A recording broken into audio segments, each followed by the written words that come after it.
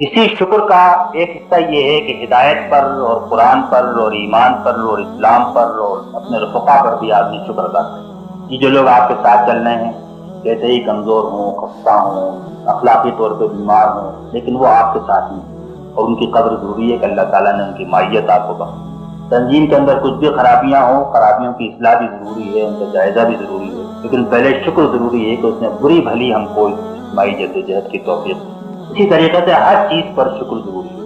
حسن بصری رحمۃ اللہ علیہ کی جو شکر کی بہت طویل دعا ہے اس میں یہی ہے کہ ربنا لک الحمد ما ہدیتنا ولک الحمد بالاسلام ولک الحمد بالایمان ولک الحمد بالقرآن۔ ہر چیز پر جو ہے ہم تیرا شکر ادا کرتے ہیں۔ تو شکر کی جب کیفیت پیدا ہو تو پھر اس کے ساتھ جذبات میں، ایمان میں بہار، نشاط اور کیف، تسلسل کی کیفیت جو ہے وہ پیدا ہوتی ہے۔ پھر آپ سوچیں کہ میں نے یہ کہا تھا کہ اللہ تعالیٰ کی ایک صفت یہ ہے کہ وہ ہر وقت ہمارے ساتھ ہے۔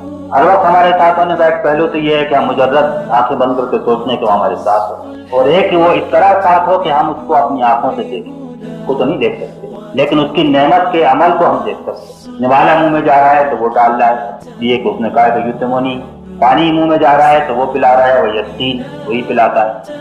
تو پھر آدمی دراصل اس کی مائیت کا، اس کے قرب کا جو احساس ہے وہ عملی زندگی میں اس کا مشاہدہ کرتا ہے۔ شکر سے ایک قسم کا آدمی کے اندر ناز پیدا ہو سکتا ہے کہ ہر چیز سے مل رہی ہے، اب کیا کرنا ہے۔ اس لیے اللہ کے ساتھ تعلق میں جہاں شکر ایک بازو ہے تو دوسرا بازو جو ہے استغفار ہوگا، اور یہ دونوں مل کر ہی دراصل تعلق کے ایک پہلو کو مکمل کرتے ہیں۔ تعلق تو بہت سارے ہیں لیکن یہ دو دراصل سمجھنے آپ کے تعلق کے دو بازو ہیں، اور اگر آپ ایک کو پکڑیں گے تو یہ تعلق قدر توازن کا